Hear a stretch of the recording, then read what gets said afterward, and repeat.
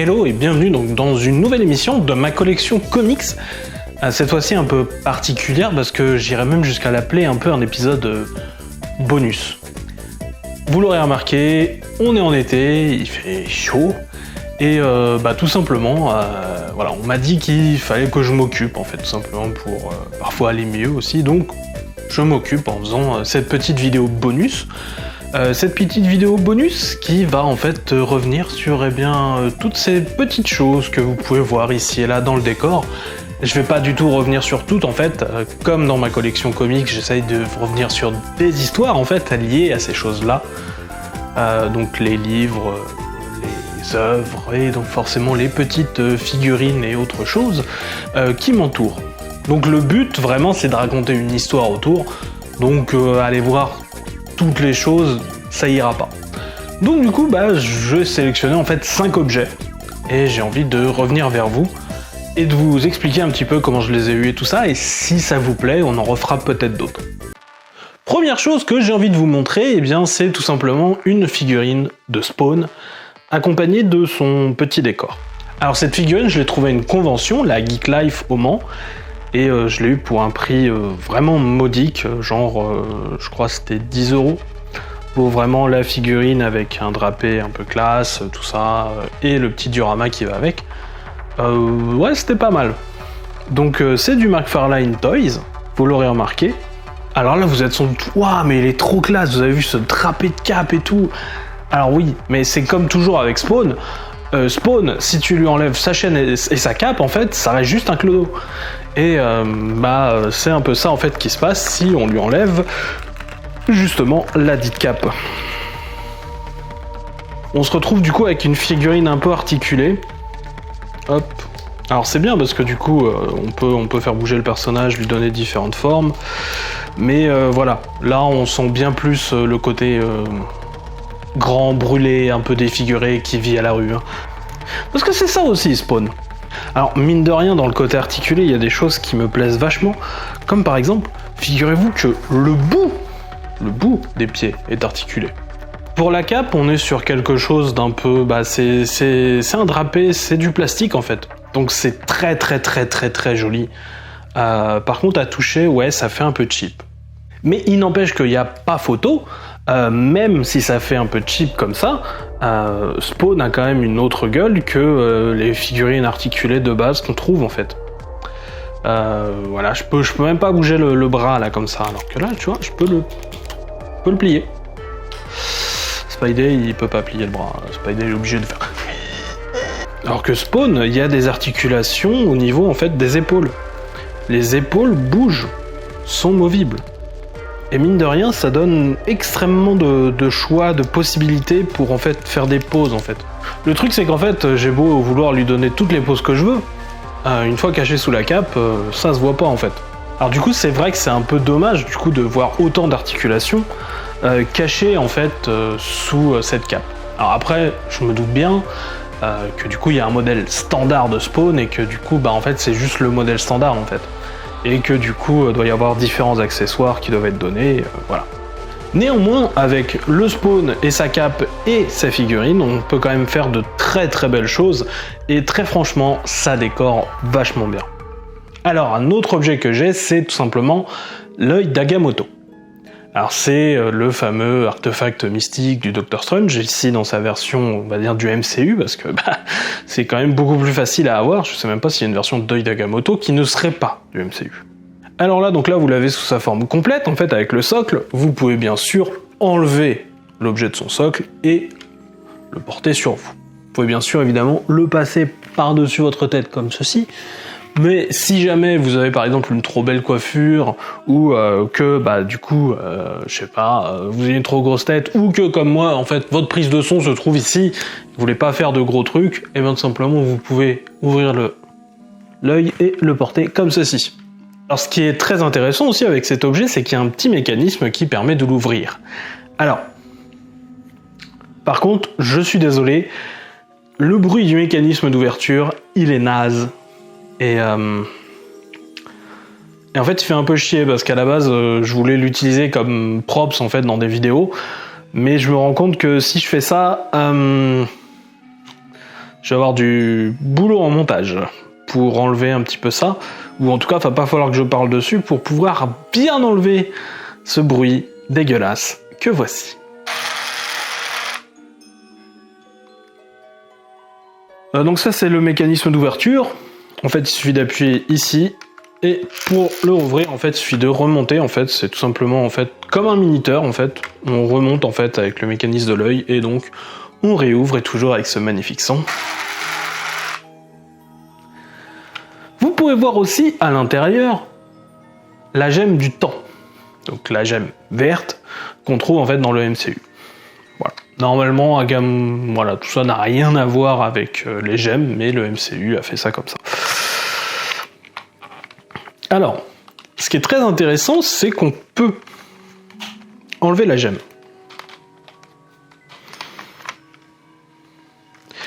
Et du coup, on peut l'allumer. Du coup, pour que ça s'allume, il faut sortir cette pierre, avec un petit mécanisme que vous voyez juste ici derrière. Nous appuyons sur le bouton, et la pierre sort. Seulement comme la pierre est sortie, la pierre ne se referme pas. Donc si vous voulez avoir un plan très joli avec l'œil qui s'ouvre et la pierre qui est déjà allumée, vous ne pouvez pas. C'est dommage pour moi. Par contre, ce qui est plutôt cool, c'est qu'en fait, vous pouvez sortir la gemme et elle brille quand même. Voilà. Donc là, ici, vous pouvez voir en fait tout simplement donc, les trois petits picots qui font en fait que du coup, quand on la met et que du coup tout est bloqué à l'intérieur, le courant ne passe pas. Parce que du coup, les piles sont à l'intérieur de l'œil et en fait permettent d'être rechargées grâce à l'aide de petits picots qu'on peut voir au fond. Et donc voilà, donc ça me fait l'œil d'Agamotto, une gemme du temps et son socle. Le problème, c'est que j'ai que 2 mains, donc je peux pas vous le montrer dans le même plan. Donc voilà, c'est le deuxième objet de cette petite collection. Alors pour le coup, j'ai pas grande histoire à raconter sur son acquisition, parce que son acquisition, elle, s'est tout simplement faite sur internet. Comme je vous l'ai dit, je voulais un props pour des vidéos que je n'ai pas encore utilisé, mais que je compte utiliser. Je compte utiliser l'œil d'Agamotto dans des choses et autres. Et voilà. Voilà, il y a d'autres choses qui vont arriver. Peut-être que ma coupe avec ceci, peut-être que je peux faire un Doctor Strange convaincant. Je ne suis pas convaincu. Alors, pour le prochain objet, on va avoir un problème pour vous le montrer comme ça, parce que, comme vous le voyez, en fait, c'est un peu quelque chose... Il y en a plein, quoi. Donc du coup, je vais tout simplement les porter à tour de rôle tout au cours de la présentation. Ils sont très très beaux, ces bustes, n'est-ce pas? Franchement, ils rendent vachement bien. Ce sont des super bustes. Et là, en fait, je voudrais vous donner un petit tips. C'est tout con, mais dans le domaine des comics, si vous voulez de la déco à pas cher, franchement, prenez des tirelires. Parce que oui, en fait, vous pouvez très facilement avoir en fait des tirelires vraiment sculptés pas mal avec pas mal de détails. Et très franchement, tout ça n'est que des tirelires. Il y a la fente là pour mettre l'argent et tout là. Mais sans cette fente, c'est des bustes jolis de collection. Et très franchement, on s'y retrouve vachement. C'est pour moi un excellent investissement et à vraiment pas cher. Parce qu'en fait, le plus cher que j'ai eu à payer pour une tirelire, c'est 15 €. 15 € un buste de cette taille, alors certes, c'est que du plastique, c'est tout creux, mais ça fait vachement illusion. Et vous savez quoi, des fois il faut serrer la ceinture. Si jamais vous voulez faire plaisir à vous-même ou même à quelqu'un d'autre qui apprécie les comics, franchement, je trouve qu'une tirelire à ce prix-là et avec des niveaux de détail vraiment pas mal, on s'en sort très très bien. Il y a énormément de modèles en fait qui ont été faits au fil du temps. Alors beaucoup du coup sur les dessins animés. Et alors moi j'ai un petit côté, j'aime beaucoup DC, donc j'ai beaucoup de tirelires bustes de DC. Mais ça veut pas dire qu'il y a que DC, hein. Là, c'est un peu le seul que j'ai de Marvel, c'est le Docteur Fatalis, Victor Von Doom, comme on dit, qui du coup est vachement bien fait. Vraiment, le seul moment où on se dit c'est une tirelire, c'est vraiment quand on regarde des détails et sous des angles que normalement on n'est pas censé voir la tirelire, quoi. Quand tu regardes de face le buste comment il est posé, tu y crois tout à fait. Et c'est peut-être ça l'important, ça marche bien. Voilà quoi, petit truc que je recommande vraiment à fond, c'est les bustes tirelire. C'est tout con, c'est vraiment creux, c'est vraiment cheap, mais ça fait le taf. Visuellement, ça marche. Voilà, c'est un petit conseil à pas cher. Parce qu'à côté, il y a les figurines qui coûtent très cher. Par exemple, celle-ci, donc qui est un sculpte qui nous vient en fait du tout premier dessin animé de Superman. Donc techniquement sa première adaptation, qui est en fait un dessin animé de la Fleischer. Excellent studio de dessin animé et dont les capacités visuelles sont encore aujourd'hui vraiment bluffantes, notamment le tout premier épisode, l'épisode en fait du savant fou, du mad scientist, qui est tout simplement quelque chose que j'adore.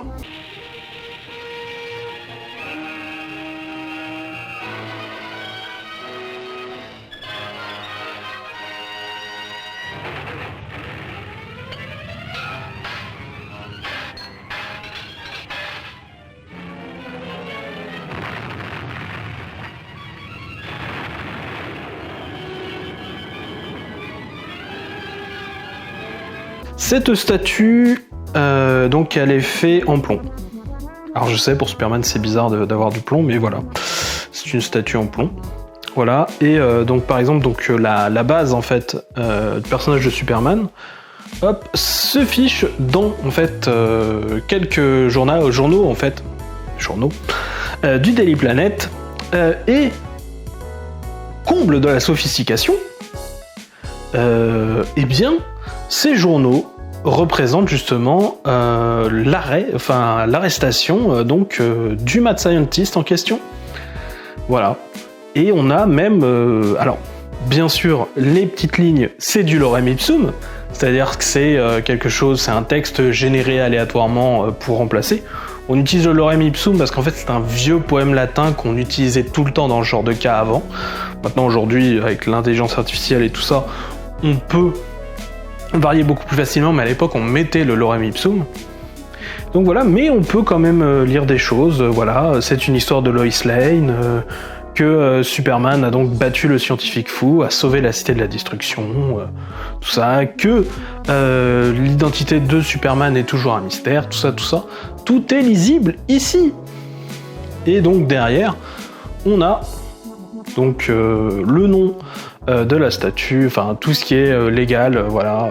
C'est Superman Rescuing Lois Lane Statue, donc qui est fait par Cryptozoic Entertainment, et c'était une statuette qui a été faite en 2016, et il y a 1200 exemplaires en fait de cette statuette uniquement, et moi j'ai la numéro 745.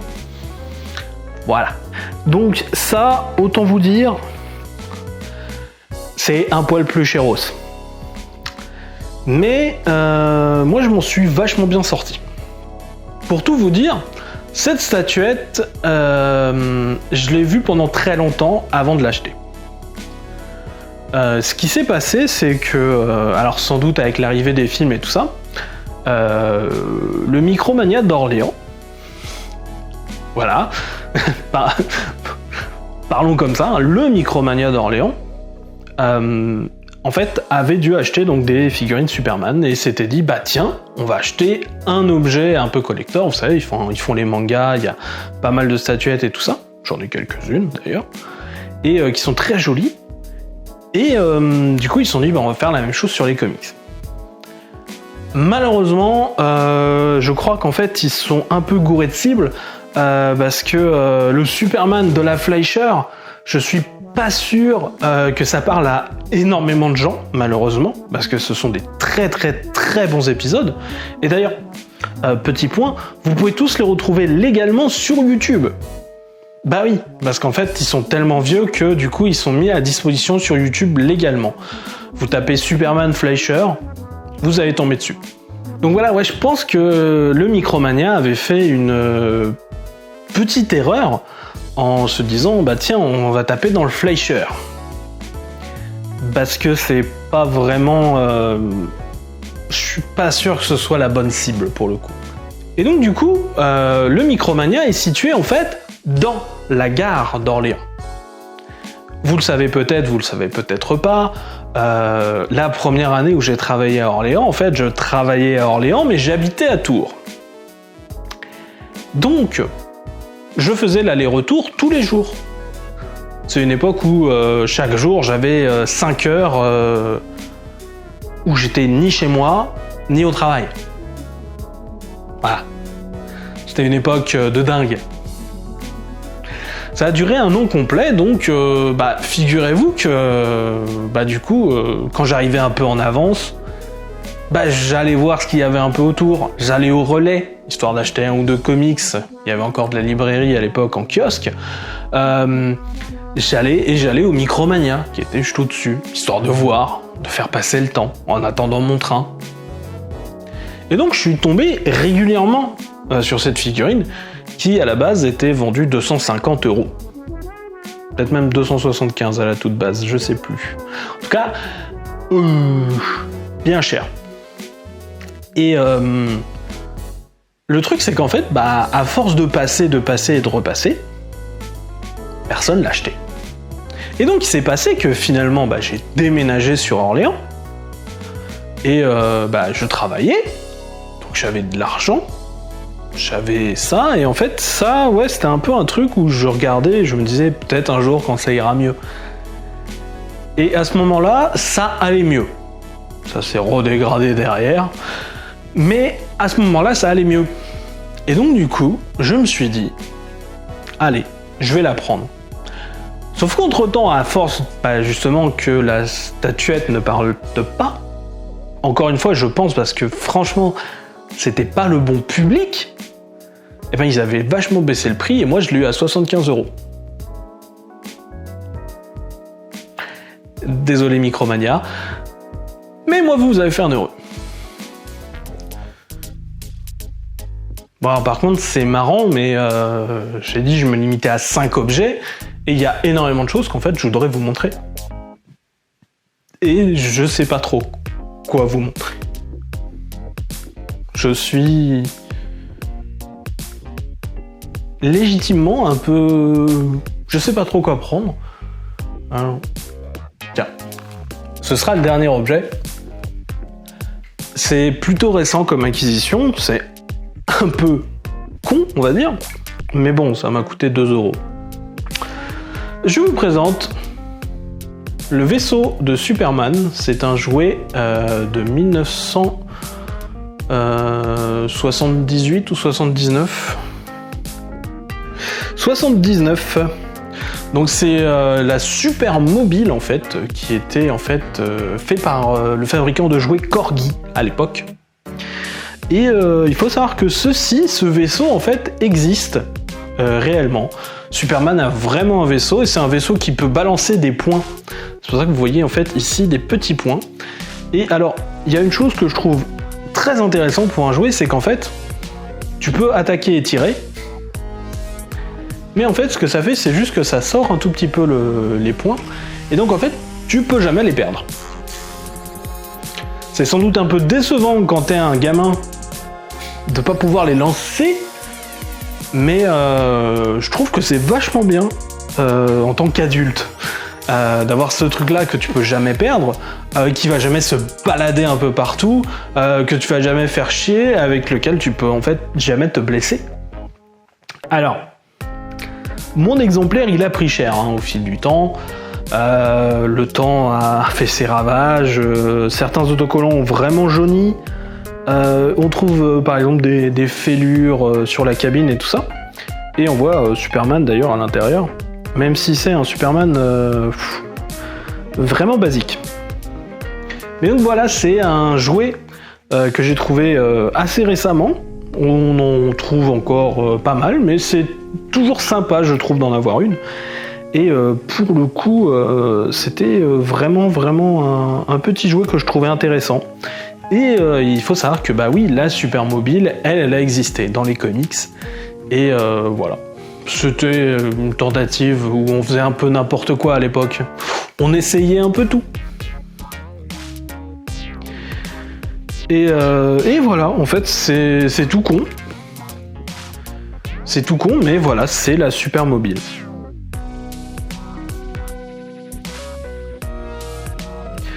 Alors, encore une fois, les conditions d'achat, là, pour le coup,